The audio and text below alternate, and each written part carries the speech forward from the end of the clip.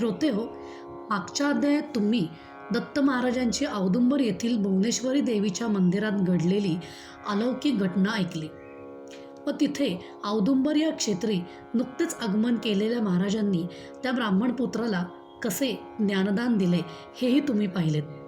तर तुम्हाला हे सांगावेसे वाटते की जेव्हा केव्हा तुम्ही औदुंबर या क्षेत्री जाल तेव्हा तुम्ही भुवनेश्वरी देवीच्या मंदिरातही नक्की जाऊन या. तसेच आज जो मी अध्याय कथन करणार आहे तो नृसिंहवाडी येथील अमरापूर या ठिकाणी घडलेला आहे. तर जेव्हा केव्हा तुम्ही नृसिंहवाडी येथे जाल तेव्हा या स्थानाच्या पूर्वेस म्हणजेच अगदी पलीकडच्याच बाजूला अमरापूर हे स्थान आहे. तर तुम्ही या ठिकाणीही नक्की भेट द्या. मी तुम्हाला आवर्जून सांगण्याचे कारण म्हणजे तुम्ही एवढा प्रवास करून जेव्हा वाडीला जाल तेव्हा तिथे जवळच असलेल्या अमरापूर या स्थानाचे सुद्धा तुमचे दर्शन होईल. तुम्हा सर्वांनाही ही स्थाने बघायला मिळतील एवढीच इच्छा. मीही ही स्थाने पाहिलेली आहेत. तसेच वाडीजवळच अजून एक ठिकाण आहे ते मी तुम्हाला पुढच्या अध्यायात सांगेन. श्रोते हो, महाराजांच्या या लीला अगम्य अलौकिक आहेत. या सर्व कथा गुरुचरित्रामधील आहेत ज्या या नृसिंह सरस्वती चरित्रामृतातून मी तुमच्यापर्यंत आणत आहे.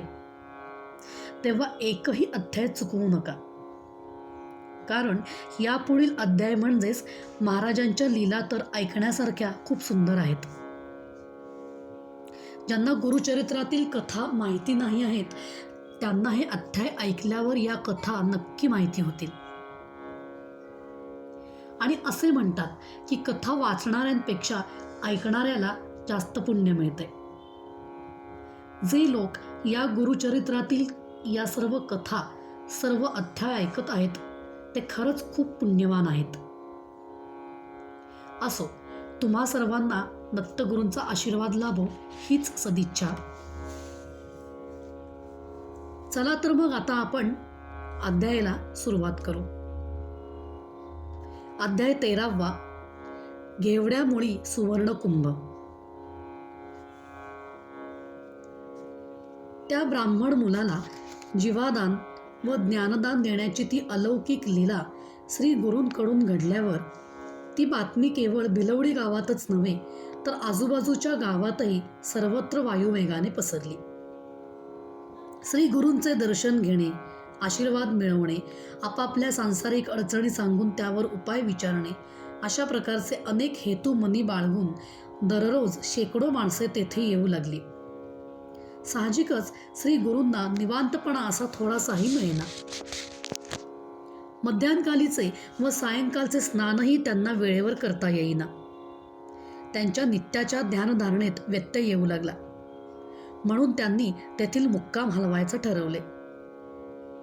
केव्हा गेले, कोठे गेले हे कुणालाही कळणार नाही याची काळजी घेऊन त्यांनी भिलवडी जवळील कृष्णामाईच्या पश्चिम तटावरील औदुंबर वृक्ष सोडला. फिरत फिरत ते कृष्णा पंचगंगेच्या संगमस्थानी आले. कृष्णेच्या प्रवाहामध्ये शुक्ल, पापविनाशी, काम्य, सिद्ध, अमर, कोटी, शक्ती आणि प्रयाग अशी मुख्य अष्टतीर्थे आहेत.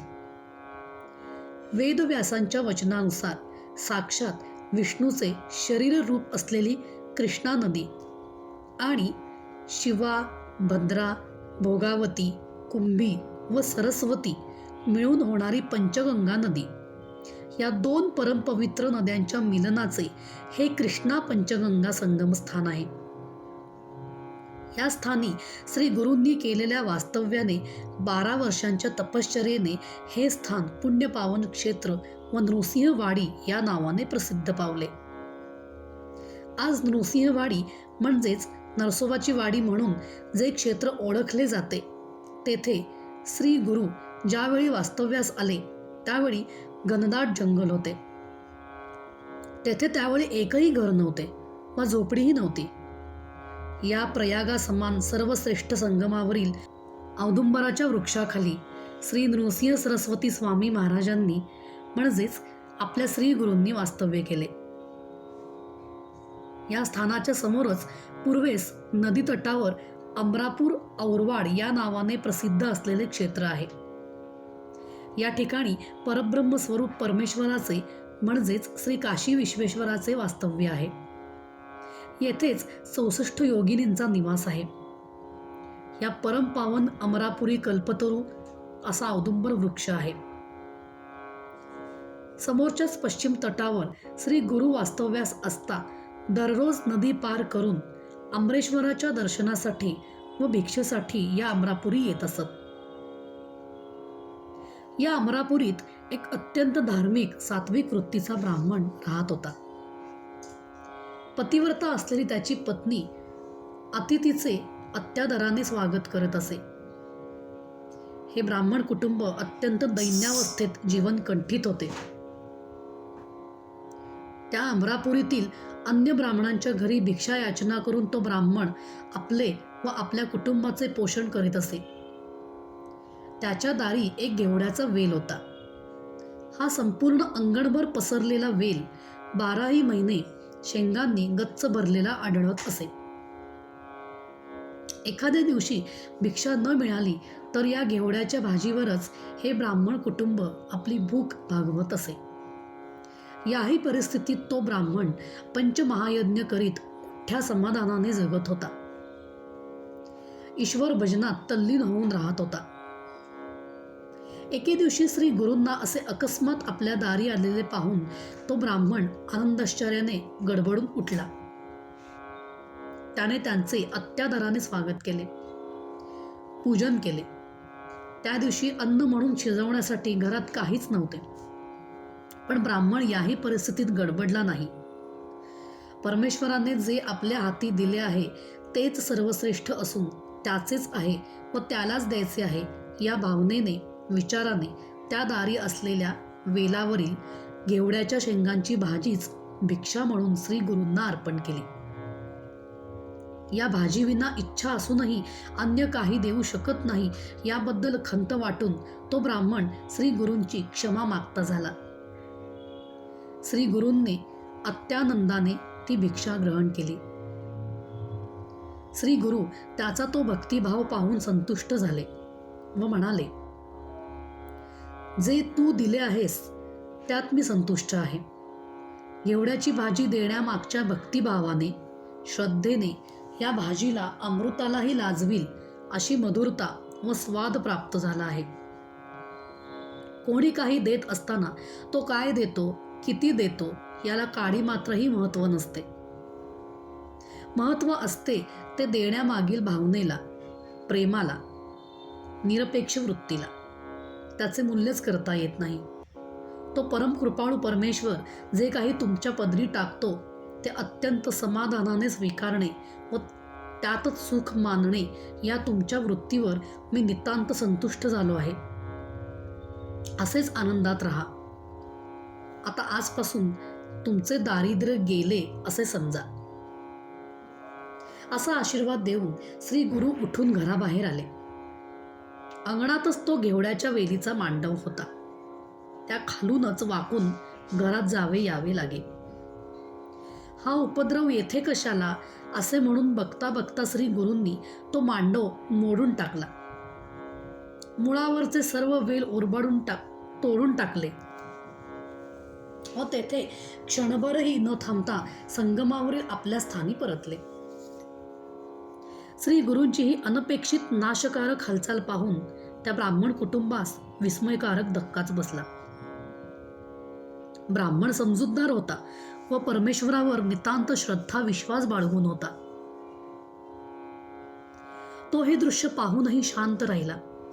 पण त्या ब्राह्मणाची पत्नी व मुले यांना हे दृश्य पाहून अतिशय दुःख झाले. पत्नी व मुले रडू लागली. पत्नी म्हणू लागली, का या यतिराजांनी आमचा असा सर्वनाश केला? आम्ही त्यांना कसलाच कधी उपद्रव दिल्याचे स्मरत नाही. आमच्या पोटाचे एकमेव साधन त्यांनी आज नष्ट केले. का म्हणून त्यांनी हा आमच्यावर असा अन्याय केला? याची तक्रार तरी आम्ही कोणाकडे करणार?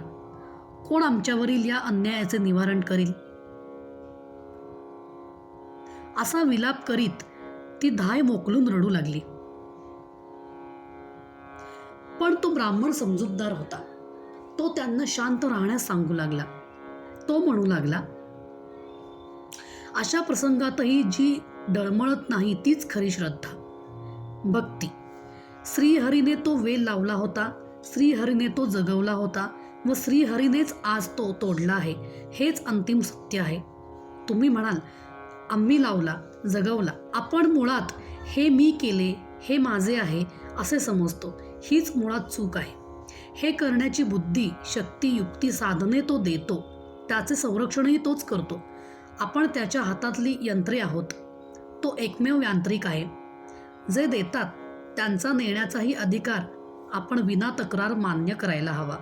तेव्हा त्याने हे जे काही आपल्यासमोर वाढून ठेवले आहे ते आनंदाने स्वीकारूया व त्यातच आनंद मानून त्याच्या चिंतनात, नामस्मरणात दंग होऊन राहूया. असे करण्याने याही परिस्थितीवर मात करण्यासाठी आवश्यक ती बुद्धी, शक्ती, युक्ती तोच उपलब्ध करून देईल. तेव्हा आता श्री गुरूंना म्हणजेच आपल्या परमेश्वराला दोष न देता ती उरलेली पाळेमुळे स्वहस्ते खणून काढून हा वेल नष्ट करण्याचा त्यांचा हेतू पूर्णत्वास नेऊया. असे म्हणून तो ब्राह्मण कुदळ आणण्यासाठी घरात गेला. त्या वेलीची पाळेमुळे काढून टाकण्यासाठी आसपासची जमीन उकरणे जरूर होते. ब्राह्मणाने कुदळीच्या साहाय्याने त्या कामास प्रारंभ केला.